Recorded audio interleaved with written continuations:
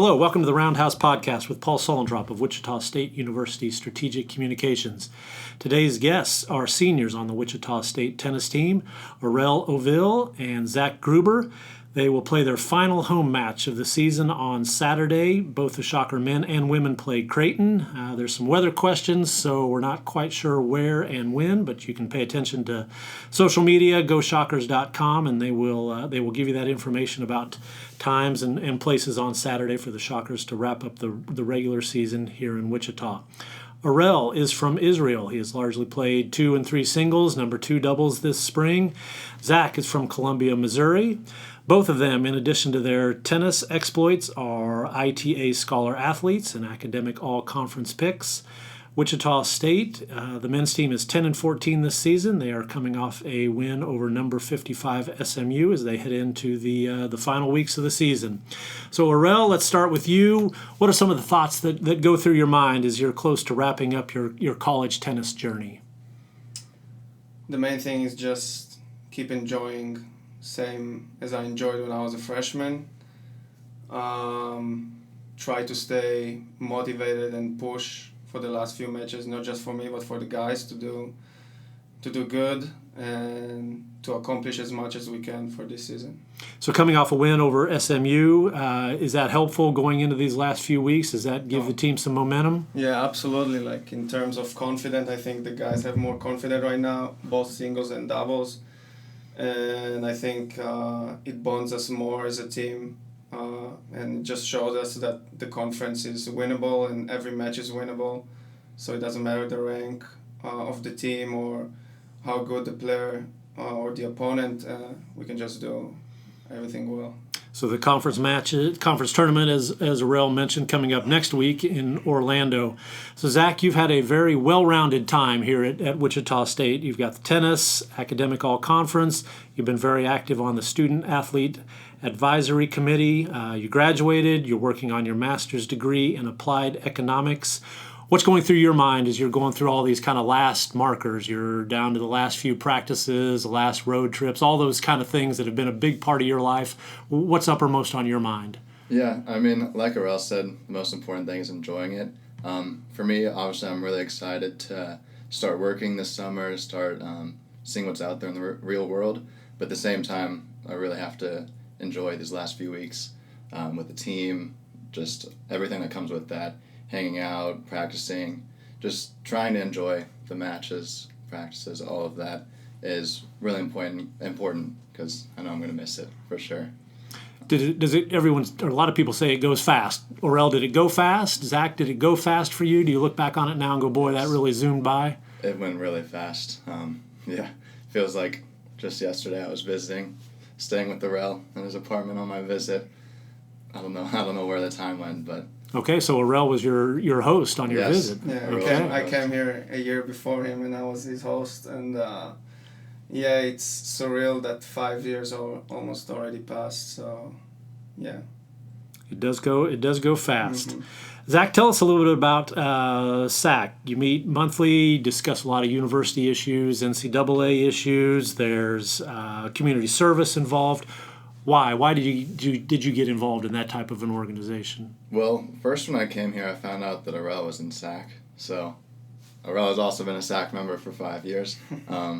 I really wanted to get involved because in high school we had a similar thing called Bruin Cup. Basically the same kind of idea where it was a bunch of student athletes. They were meeting, hosting events for athletes. There was like an end of the year celebration for the sports, similar to Gold Carpet, like what we have. And I really enjoyed being involved with different events and stuff and being able to benefit my teammates. And with SAC, that's really the big thing is we're working to make the student athletics experience better.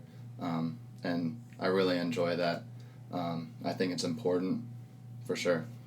Orel, do you have anything to add? Yeah, Orel, what are you happiest about, or what do you think the best thing you've learned or been a part of as part of SAC? I think just to give my voice as an international student and help other international students as well, like to feel welcome in Wichita State, that was a big part for me. And like Zach said, same for same for me when I was in middle school and primary school. Not very in high school, but I was always wanting to be involved in like the student community. So especially when we're in student athletes, we want to hear, like we want our voices to be heard. So I think that was the main thing for me, just to help others. So this has to be a fascinating time to be involved in a group like that. Both of you would have gone through COVID. Both of you would have gone through the real growth in the transfer portal and name, image, and likeness legislation. So give us some perspective. What does this all mean for college athletics? That's probably a big question, but what does this mean for college athletics? Where do you see college athletics going over the next 3 years, 5 years, 10 years? That's a tough question for sure. I mean, I think it really depends on the sport. Like for basketball or football, for example, it's really going to benefit a big majority of the athletes. A lot of them are, and even baseball, I've heard that a lot of their athletes are able to benefit from this. Like some schools have so much NIL, like backing them, I guess, that they can have people as student athletes as walk-ons, yet their NIL deals are making them enough money that they're able to pay for school. So I think that's definitely like a benefit for certain schools, especially schools that don't have the same amount of resources as the bigger schools. For tennis specifically, it's tough because probably only the top 1% are probably going to really be benefiting from this. So it's difficult to see how tennis athletes like us will be able to benefit greatly from it, but I'd like to see where it goes in the future for sure. Okay. Favorite professional tennis player, Orel? Do you have somebody that you maybe emulate or you particularly enjoy watching? Unfortunately, as a former tennis player, Roger Federer was one of my favorites. Current tennis player, it's kind of questionable for a lot of players, but I really like to watch Medvedev and Nick Kyrgios, just the way they express themselves, even though it seems bad on TV. I just feel like that's the way of them dealing with the sport, because tennis is a very mental sport. You have to be really strong mentally, so I feel like they express it in a different way, which is not very likable, but I feel like just that's the way they're showing it, and I still feel like it's important to see that side of it. Like it's not everything like beautiful and like you can be calm and stuff like that. It's also like very stressful. Zach, how about you? My favorite since I've been a kid has always been Rafa Nadal. Just the way his tenacity, the way he approaches every match, every practice, he gives 100%. I think he's just like the ideal person that anyone should try to mimic, whether it's in tennis or in life. He just always gives 100%, and he's always a great person. Whether he wins or loses, he's always just good about it. I don't know. I just think he's the ideal person to try to be like.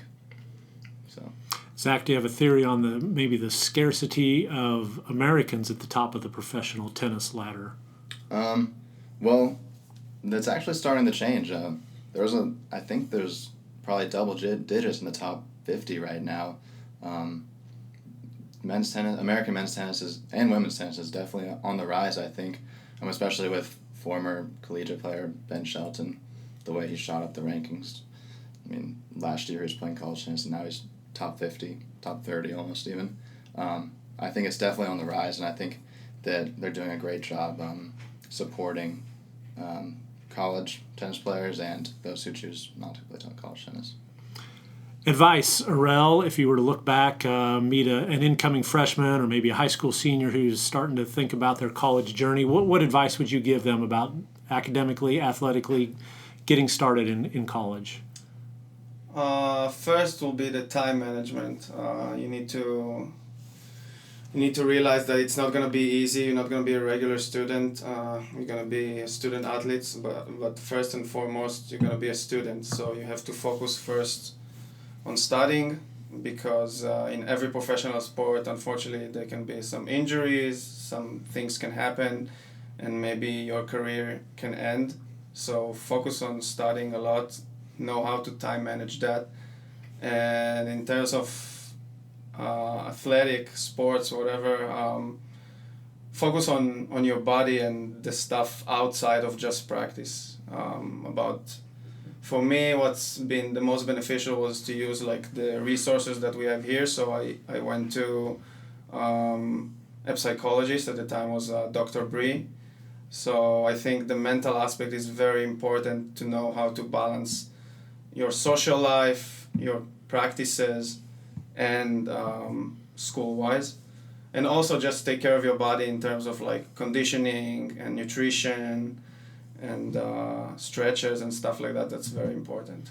So how many of those time management skills did you come here with, and how much did you have to learn as you went along here at Wichita State? So I think, as you said, like I came here older than the other guys. I had to serve 3 years in the military service in Israel. So I came here when I was like 21, 22.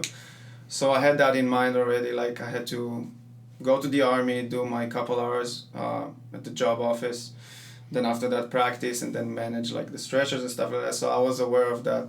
And then coming back to school, I had to add that extra step. So just every semester was different in terms of schedule, but I was just managing it when time went by. Zach, what's your advice to a youngster thinking about college athletics? Well, so I've got two answers. Like Orel said, the one answer for sports specifically is definitely just to do extra. I know like when I first got here, I felt like with practices and class, like it was all so much, and that comes with that as the time management. But if you can find a way to do extra, I think that's really the key to growing as an athlete. Like when I first got here, I struggled with some injuries for my first year and a half probably. But since then, really found like seeing the trainers, doing extra, working out on my own, doing extra like after practice, stuff like that can really benefit you physically and on the court or whatever your sport is. So I think that's really important. Once you can figure out that time management, you can start doing more, and that will really be beneficial. The second thing, overall, college and athletics, being a student athlete, I think is just to diversify yourself.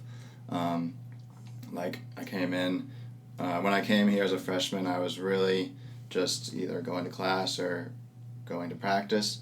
But as I spent a year or so, I started to develop more things. Like I got more into SAC. I made some friends outside of tennis and outside of school that really helped me kind of diversify my life, I guess. And it really helped me teach a lot of things, and I feel like it helped me grow a lot.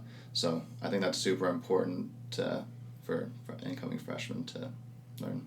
So you would have had a little bit more of much more of a typical journey than Orel, because you came here right out of high school. What was it like, encountering tougher competition, the injuries you mentioned, the diet? You get a lot of high school students who are, they were the best in their school. And then they come to college, whether it's Wichita State or somewhere else, and things can change. What was that learning process like as far as, these are the things I need to do to improve and the time I need to devote? Yeah, it was definitely a big shock for me, I guess. Like you said, definitely coming out of high school, we were the best. My high school team was really good, and we won a lot of state championships, and then in junior tennis, obviously, I was one of the best in the state, I guess. So I came into college thinking, it's not going to be too difficult. I think I'll definitely be in the lineup. And then getting here, seeing the level of the guys, definitely was a shock at first. And it was definitely difficult for the first year or so, trying to get to that level. It was a big shock, but like I said, I think just doing the extra work is really what you have to do, what incoming freshmen and underclassmen really have to do if they want to crack the lineup or that sort of thing. That's really important. Yeah. And I think if I can add to what Zach said, like that's what makes college tennis kind of easier than professional tennis. Since I play both, that I noticed the difference right away. You can come to college and dream big and work hard and stay disciplined, but if you're gonna bring alongside you your teammates, it's gonna be much easier because you guys both has the same both the same goals as a team, but also you have individual goals that will make you better not only for yourself but also for the team. That way, like Zach said, yeah, the level is high sometimes, but if I see a guy like Zach pushing hard, then it makes me want to push hard alongside with him. So that way, we can both accomplish our goals. Yeah, and I'll add to that again. Definitely super helpful. Like my first year, I definitely struggled with that level, and what really helped me was the team coming around and supporting me, along with our coaches too. They really supported me and made me feel welcome even when I was struggling, and I think that was super beneficial for me getting to the level where I feel like I am now, which is a lot better. So yeah, just using your team is, I mean, they support you. You just have to realize it, really. So tennis would be one of those sports, probably along with golf, track and field, where a lot of people would think of as an individual sport, but you're saying the team aspect is really important. Tell us a little bit about that. I mean, it's huge. Just like from this year alone, I've realized how important it can be when you're not playing, to like when you're cheering on somebody on the court next to, like a lot of times I'm on Orel's court, and you can really make a difference when they win a big point and they see you on the side, like you're into it and you're into it and watching, and you're like cheering just as hard. Like when you say like come on, just as loud as they're saying come on when they're playing, I think it really makes a difference. Shows them how much you care, and it can really make a difference in their match. So yeah, I think it's super important. Do you have anything else to add? No, I totally agree. I just feel like from the guy who is on the court, just to get that energy from people outside of the court, just it brings you more energy, and energy. I feel like energy attracts energy. So like if you're good and you're positive and stuff like that, and other people are like that as well, then you're gonna get that, and you're gonna get that motivation to play better, I guess. Because like if you're alone on the tour, going abroad to different countries without any coaches and stuff like that, and no one that you're kind of know from back home, then it's really hard to push yourself alone. So that way, like it's been very helpful.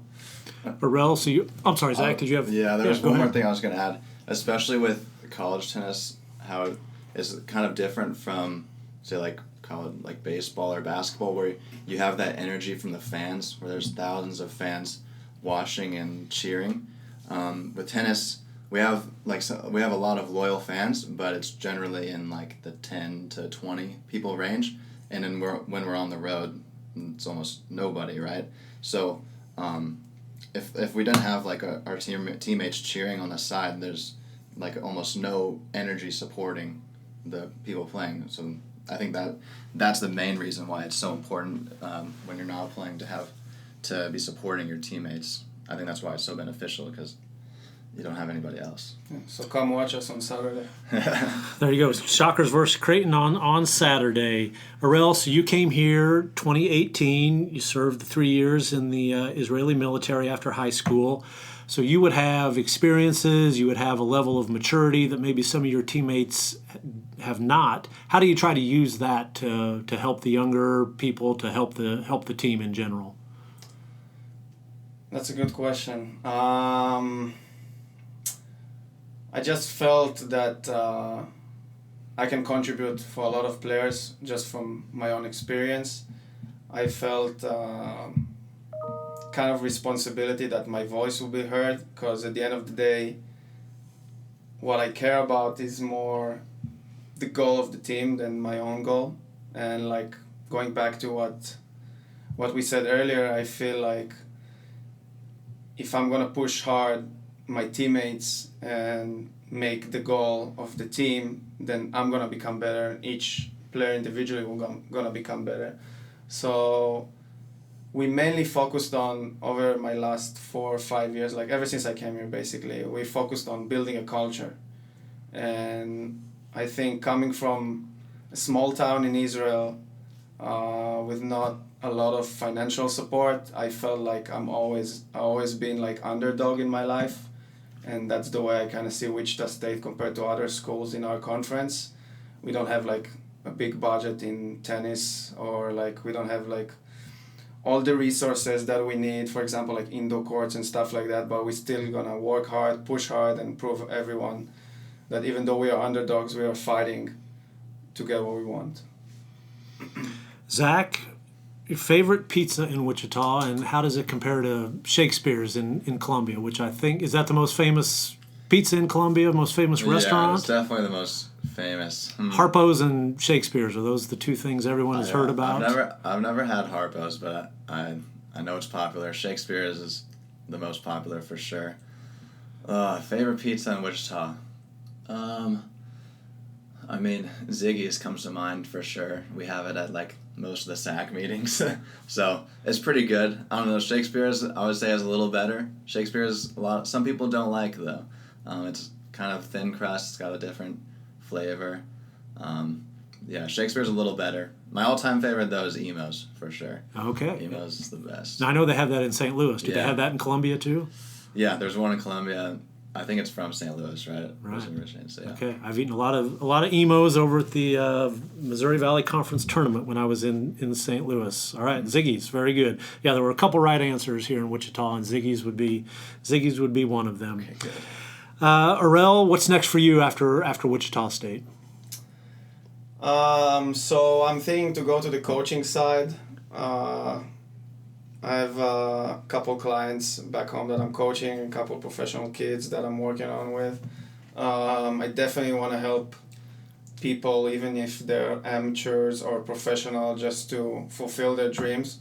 Something that I kind of wanted to go more on in my professional career and college career. I was not able to as much as I wanted, but I still think I can help others to fulfill their dreams and like accomplish what they want. So definitely like coaching tennis at the start.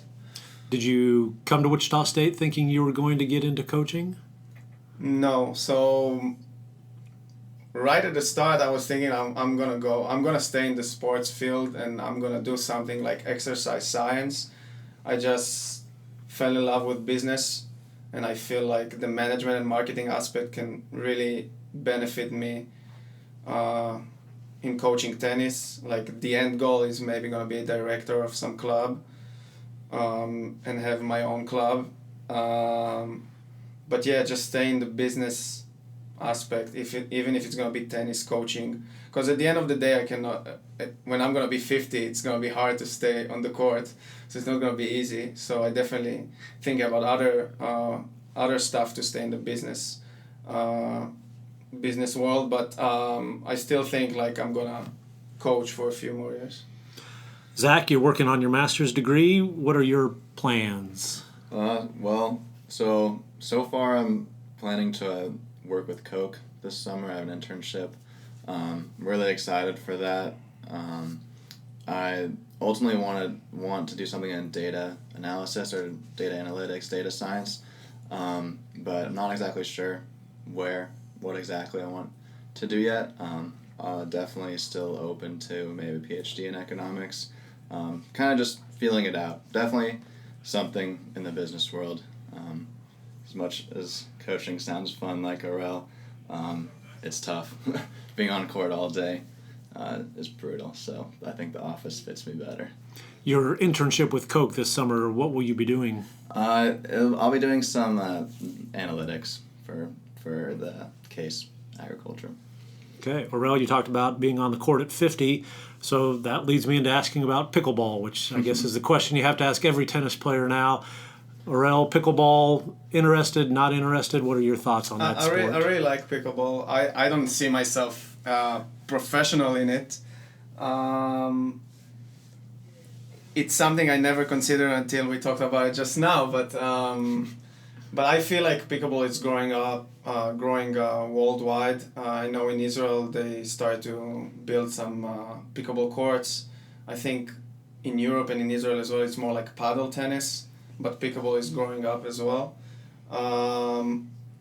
I was thinking more like maybe trying to coach pickleball, like just to study the pickleball aspect, because it's very similar to tennis. Some rules are different, but like a lot of motions are the same.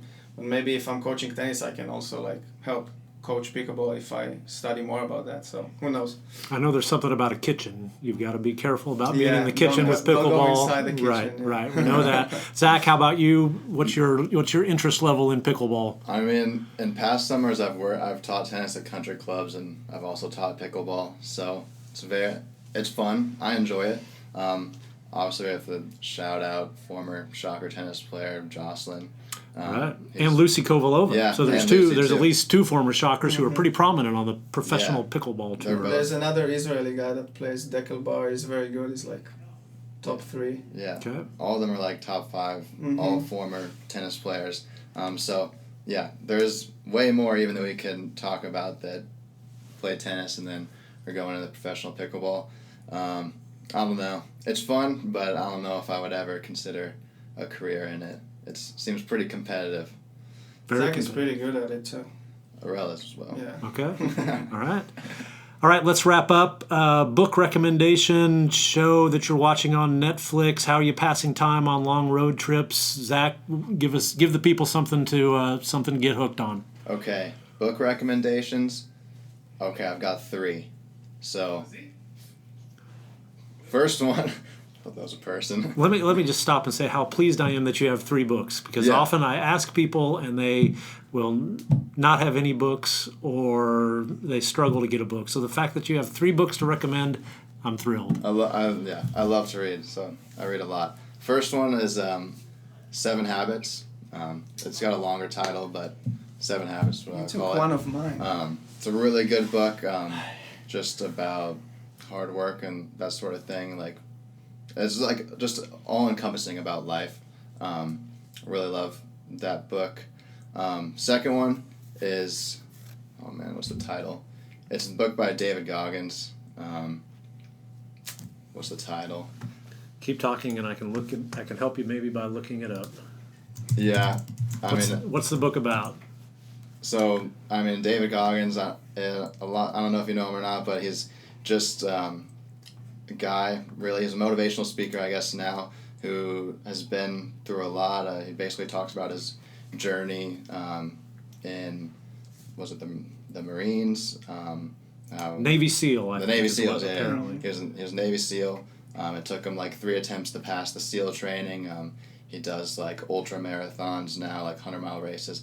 And it's just like a really interesting book about hard work, staying motivated, staying persistent, that sort of thing. So I think it's a really interesting book, hearing about his life too. And then third book is Jordan B. Peterson, the 12 Rules of Life? And then he also has a second one who's like 12 more rules of life, I think.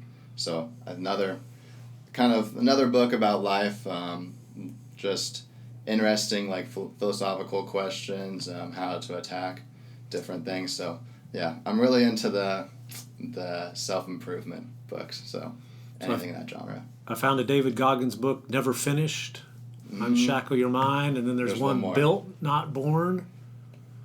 Got it on my phone. I'm gonna look it up. Can't Hurt Me, Master Yeah, Your Mind, and that one. Defy the Odds. Can't Hurt Me. Okay, David Goggins, Can't Hurt Me, Master Your Mind, and Defy the Odds. All right, so now you put the pressure on Orel. He's looking through his phone to try to find his favorite books. You need to say 4 now.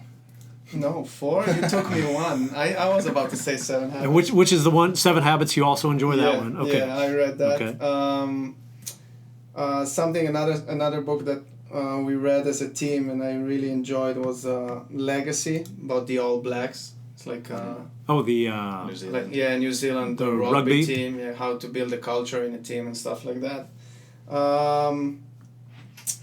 A book that is some sort of my mantra in life. Unfortunately, my girlfriend wanted to read that. I don't know if she read that yet, but hopefully she did. So I left it back home. It's called The Secret.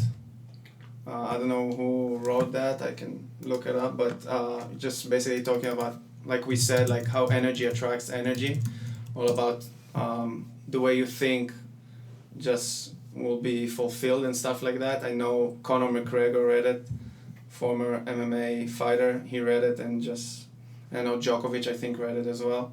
And another book that I really enjoyed reading was from Charles Koch, was the Believe in People. That was a really good management book. So that's pretty much it. Okay, I've got The Secret by Rhonda Byrne. Yeah. That's what we're talking about. All right, what a great way to wrap it up. Several book recommendations, one from Wichita Charles Koch. All right, Zach, Orel, thank you very much for your time. I appreciate it. Thank you.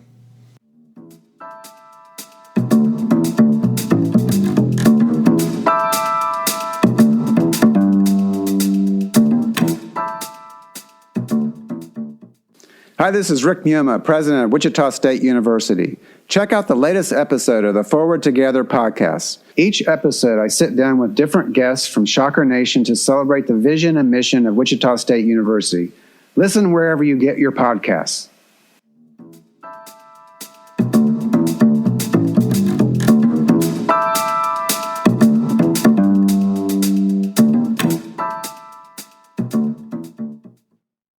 Thank you for listening to the Roundhouse podcast, courtesy of Wichita State University Strategic Communications. We encourage you to rate, review, and subscribe wherever you get your podcasts.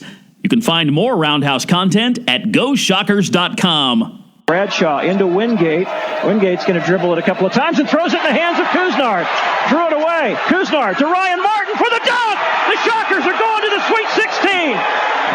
It's all over. The Shockers up 7. 3 seconds. 2. Jumper by Smith is no good. Wichita State to the Sweet 16.